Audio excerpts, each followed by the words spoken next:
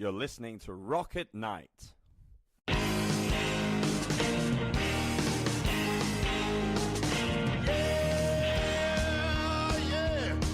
you ready?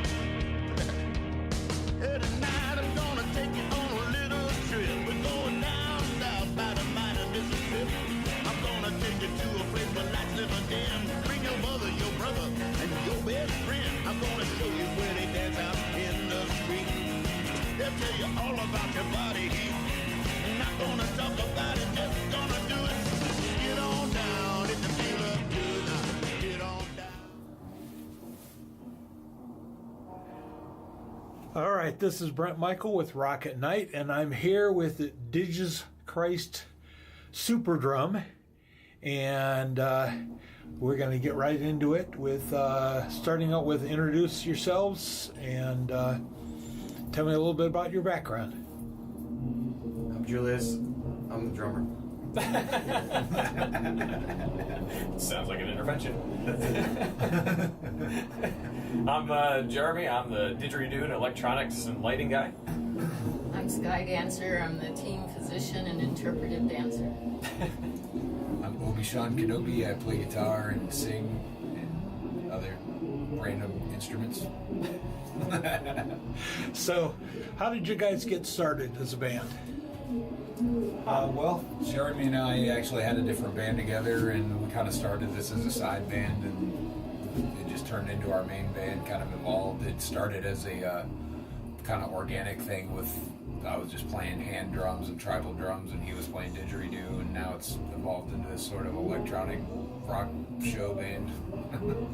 Yeah, the other band we had was called World Collision, and it was just really eclectic. I mean, probably literally 30 or 40 instruments between us all, and I mean everything from dulcimers to Native American flutes to sitars and guitars, and then I wanted to bring it a little more aggressive with electronic stuff, and then we kind of came up with the concept, and it, over the years just quickly rolled into what it is now. Yeah, the more we've been playing in the scene too, and with other bands, not that we pick up or anybody stop, we've been gelling more as a band together and kind of molding it year by year into what it's become, and it's a lot of fun. It's always been fun, but it's been a fun process as well to take it from just a drum circle vibe to now we have a full production that can go toe to toe with anything out there. I think if we put all of our gear together, we can put a pretty good show on it. The music is a little hard to describe, and some folks don't feel it right away. But when they see the show and they see it all, and feel it all together as a vibe, then they get a better understanding of what Didges Christ SuperDrum is. It's not just a band. It's not just one guy. It's the whole team. It's all the show put together. Now, I mean, the basic background theme for the whole entire group is we're essentially space aliens, and we travel across the universe through space and time, and we can turn people into zombies and eat zombies and through the music, which is kind of like this little side theme. Eventually, it might make it into a comic book or something like that. But so all our lyrics are try to come from a third person perspective of reflection on what's going on, so it's fun. It's a lot more positive than what people perceive when they see us with just our image. They'll see a picture of us and say, those guys are way too dark or something. They'll just get us to assume. When they read our lyrics, or they like I said, when they see the show, but then when they read the lyrics along with it, because most of our videos will put the lyrics in there so that people can hear what we're saying, and we're not doing anything harmful. We're actually offering a solution in a lot of the tunes, and putting it, like you said, not from our point of view, but from an alien point of view, where people look at us and they might associate us with demons or like satanic or something, and it's totally not that. We're wearing skulls, but if you're an alien, we don't know what that is. But we have Sky Dancer to kind of tie that all together. Well, Sky Dancer is our is the pretty. You know, we're all pretty ugly, and we have our, you know, dangle her out there. She'll entice them. You gotta. It's one of those things where if you see the show, but there's this big flower dress. It looks like she's a lily or oh shoot, I can't remember the name of that flower. But it's this big white dress that's billowing, and when she's dancing, you know, it gets people drawn right in. Yeah. So they kind of just look past us and just focus on her, and then it just becomes more an event. The Orchid Fairy. Yeah. Well, the way that the songs all have a theme, her costumes all reflect it in some sort of way, either the point of the song or just maybe her interpretation of it. But it's all given a lot of thought, and it's not just random. You know, we kind of used to do that with our songs. We're just named by the numbers of the patch on the effects pedal, or maybe the hand drum he was using, you know, 84, 26, you know, like a football play or something. And, you know, we just write down little scratch notes, and then, you know, eventually Sean got a couple songs onto the movie soundtrack, and it just kind of went from there. We said, yeah, hey, let's start moving in that direction with the sound. Now, which movie soundtrack are we talking about for our audience that doesn't know? It's a horror movie called Evangeline. We got 2 songs on there. You can get it on Netflix and everything. Yeah, there's a producer, Karen Lamb, and she wrote and directed it and everything, and we were lucky enough to get on that. And it's on Netflix, so it can be seen. Evangeline. Yeah. Horror film. So, where are we going from here? Just Our writing new next songs. show, well, we've got a pretty big show coming up that we just announced. We're playing at Janus Live in St. Pete on Saturday, February 3rd. We'll be opening up for the national band Bogaflex. We were given this opportunity, so we've got free tickets for everybody who wants to go. And they just tell everybody when they get there, Didges Christ SuperDrum.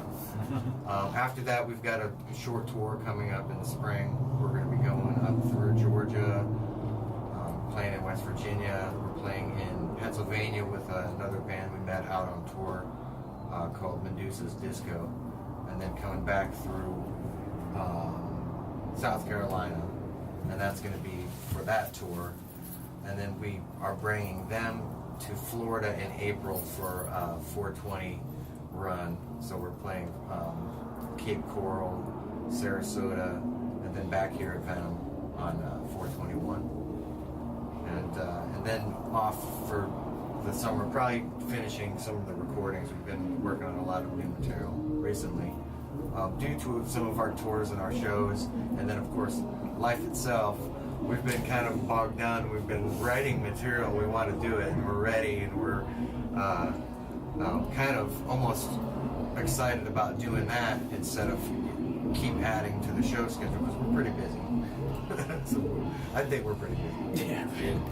So what kind of things do you like to do when you're out on the road and you're in a strange town and you don't know what to do? What do you go looking for in your off time? Never underestimate the power of a good flea market.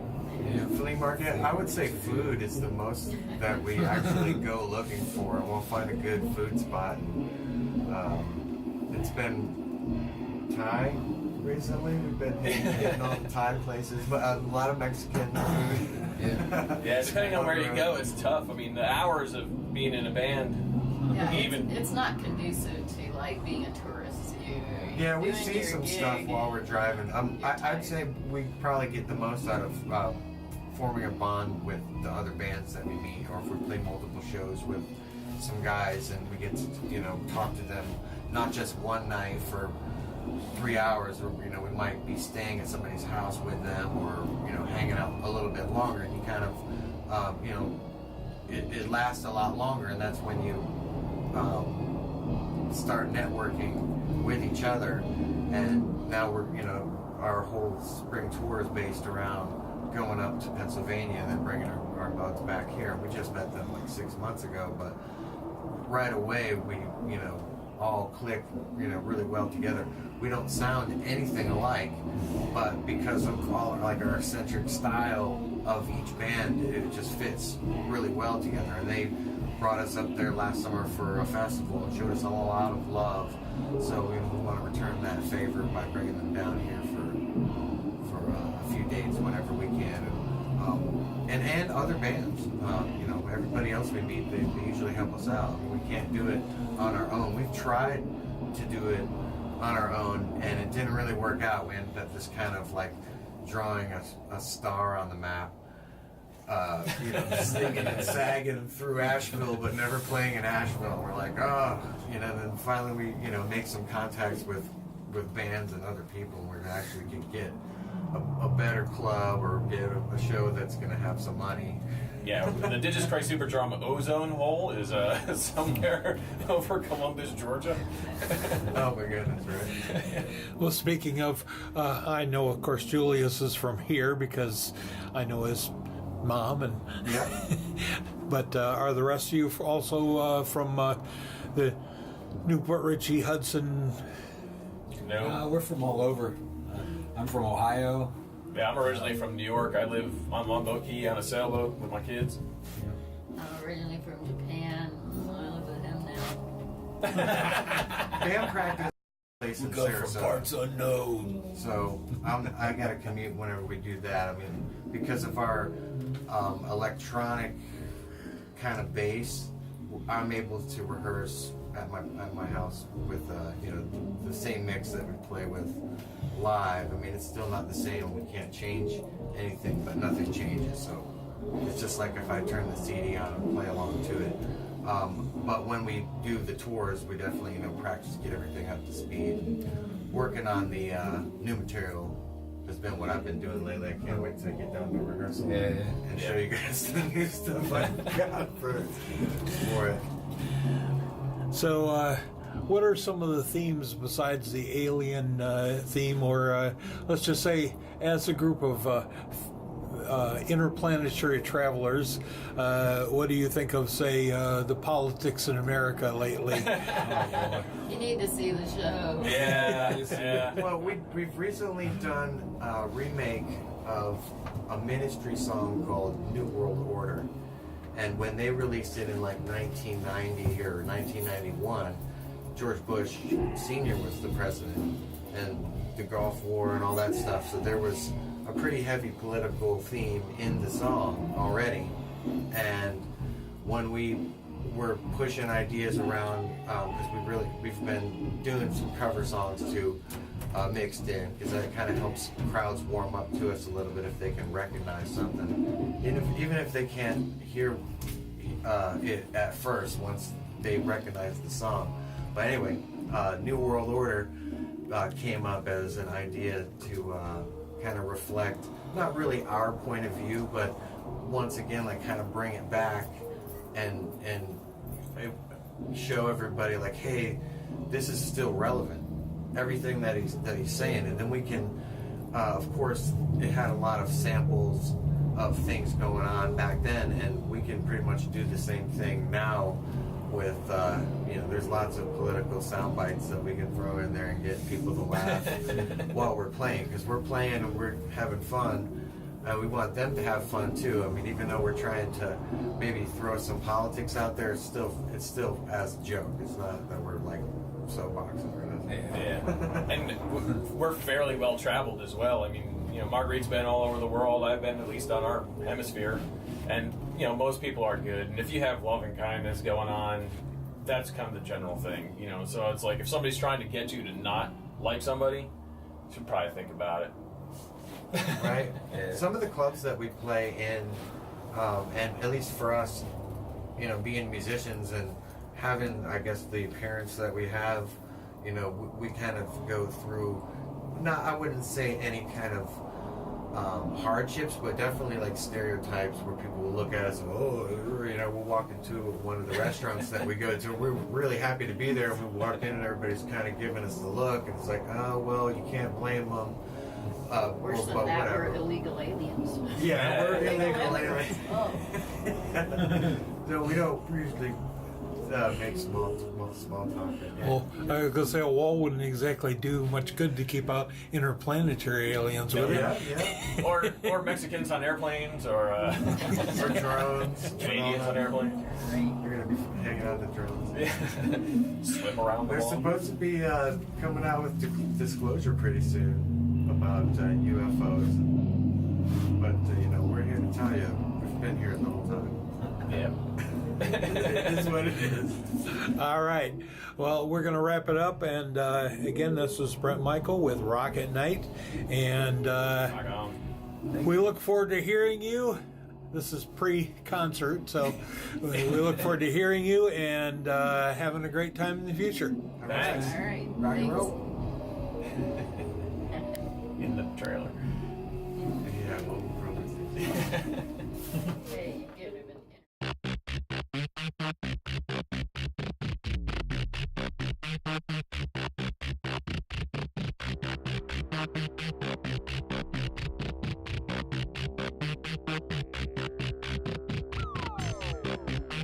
Before our star was cold and our satellite absorbed a story we were told of yellow dwarf and the nine orbs.